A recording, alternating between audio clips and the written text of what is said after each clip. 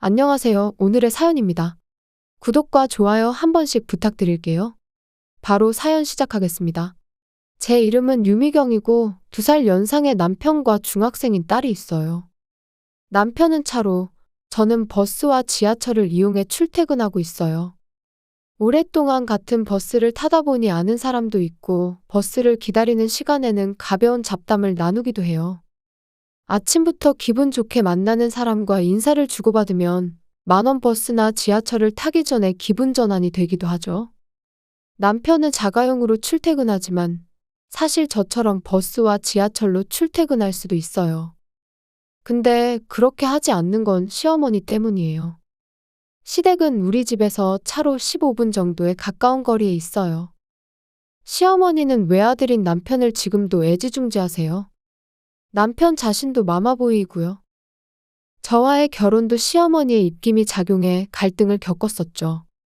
제 외모가 못생겼다느니 결혼하고 나면 일 그만두고 집에서 살림만 하라느니 등등 결혼 전부터 시집살이 같은 일이 시작된 거예요. 그런데도 결혼을 할 수 있었던 이유는 제 수입이 좋았기 때문이에요. 사실 저와 남편의 수입은 제가 훨씬 더 많았어요. 남편은 그 사실을 시어머니 귀에 몰래 흘려보냈고 또 우리 집이 제법 부유한 집이란 것도 귀에 흘려보냈어요. 남편 다음으로 돈을 좋아하는 시어머니는 이 말을 듣고 마지못해 결혼을 허락했다고 하네요. 남편이 아무리 엄마를 좋아하고 시어머니가 아무리 남편을 사랑한다고 해도 결혼하고 아이가 태어나면 둘 다 변할 거라고 생각했어요. 하지만 두 사람의 태도는 변하지 않았어요.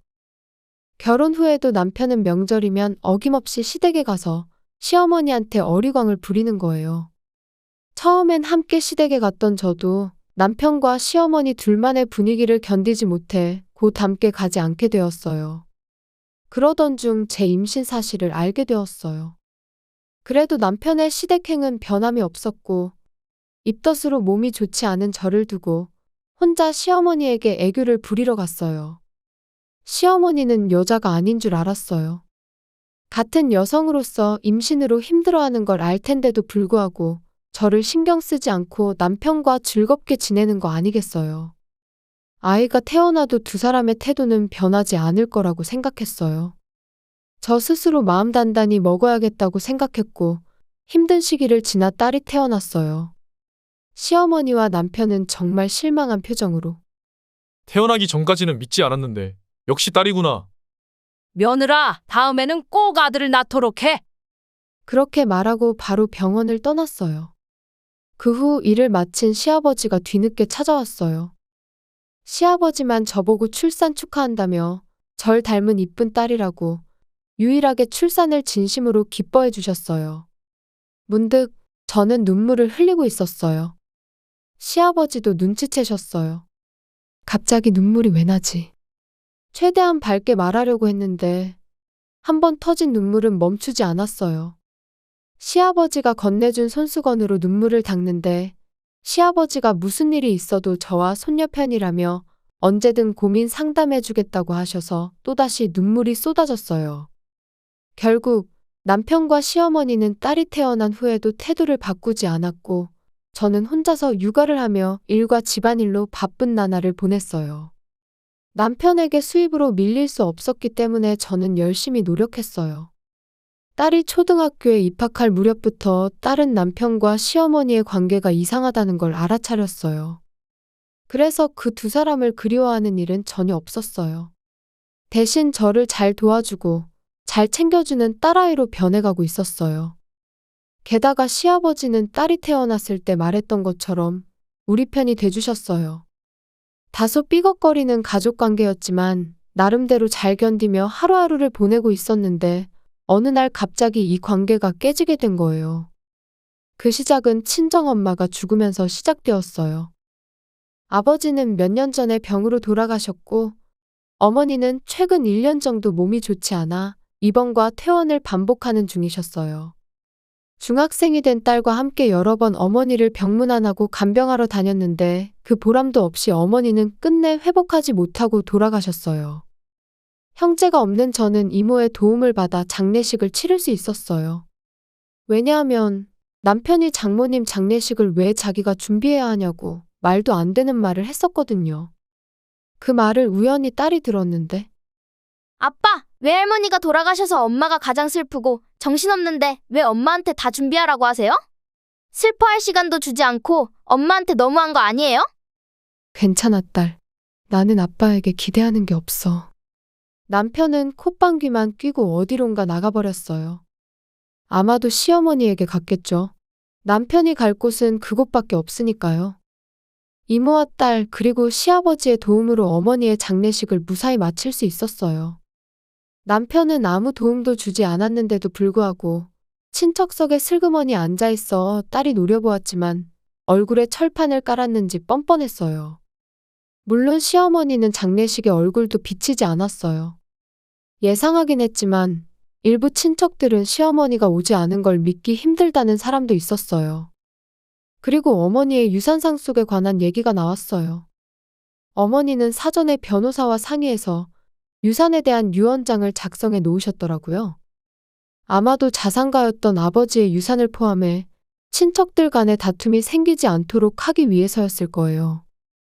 어머니의 유산은 결국 저와 딸이 절반씩 상속받게 되었어요. 딸한테도 유산을 남겨준 건 어떤 길을 가든지 간에 그 돈으로 잘 살았으면 좋겠다는 뜻이었다고 하네요. 친척들도 모두 동의해 주셔서 별다른 다툼 없이 상속이 결정되었어요. 그 자리에 있던 남편은 자신과 상관없는 일인데도 불구하고 미소 지으며 왠지 모르게 기뻐하는 표정을 짓고 있었어요. 그 모습이 기분이 나빴던 기억이 뚜렷이 나요. 그리고 상속 절차가 마무리되자 남편은 다시 시어머니에게로 향하는 것 같았어요. 정말 시어머니와 무슨 이야기를 하는 건지. 시간이 흘러 안정을 되찾을 즈음에 남편의 태도가 조금씩 달라지기 시작했어요. 늘 자가용으로 출퇴근하던 남편이 어느새 버스와 지하철로 출퇴근을 하는 거예요. 게다가 일부러 저와 시간을 맞춰 버스 정류장까지 함께 걸어서 가는 거예요. 버스 정류장까지는 걸어서 5분 정도 거리예요. 남편과 함께 버스 정류장까지 걸어가면서 딸에 대한 이야기, 일 이야기 등을 나누며 걷는 기분은 나름 신선했어요. 쓸데없는 이야기를 할 때도 있었지만 그래도 남편과 함께 걷는 것이 의외로 좋다는 느낌이 들었거든요. 항상 버스 정류장에서 만나는 낯익은 사람들도 남편분이시냐며 보기 좋다는 말들을 건넸고 남편도 좋은 덕담을 주고받는 모습을 보며 흐뭇하게 생각했어요. 그러나 이건 남편의 큰 작전의 일부일 뿐이었어요. 어느 날 일이 좀 밀려서 평소보다 1시간 정도 늦게 퇴근했어요. 평소처럼 버스 정류장에서 내려 집으로 가는 좁은 길을 걷는데 골목길에 들어서자마자 뒤에서 차가 엄청난 속도로 달려왔어요. 피할 수도 없이 저는 차에 부딪혀 날아가 버렸어요. 땅에 쓰러졌을 때는 이미 의식이 희미해졌고요. 저를 들이받은 차에서 두 사람이 내리는 게 보였고 두 사람은 제가 거의 의식이 없는 걸 확인한 후 대화를 나눴어요.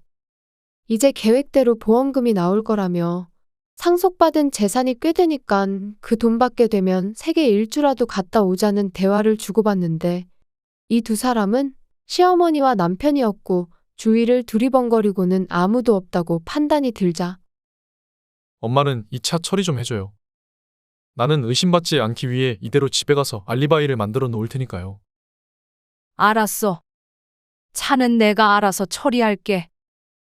두 사람은 서로 다른 방향으로 가버렸어요. 이 두 사람은 저를 들이받고 보험금과 어머니의 유산을 챙기려고 했던 거죠. 저는 이 둘을 도저히 용서할 수 없었고 어떻게든 119를 부르려고 했어요.